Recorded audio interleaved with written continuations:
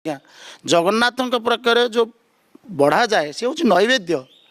विमला पाखे जो भोग करा जाए सी हूँ महाप्रसाद भैरवी पाखे जो रखा जाए नहीं कि भोग ताकू आणिकी जिते भक्त मान पाखे बढ़ा नवा पूर्वर समस्त मिश्रण करके दि जाए सी बढ़ाई नबढ़ा महाप्रसाद ये कौन सी जगार हो पारनि आज्ञा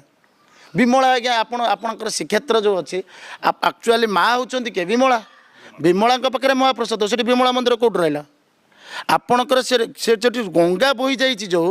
से गंगा कूल मंदिर स्थापन करदे श्रीक्षेत्र कह जाए ताको धाम कह जाए भितर अच्छे आज्ञा गंगा देवी जार चरण होती बाहर केउ जल दे धोबी प्रभु चरण तोर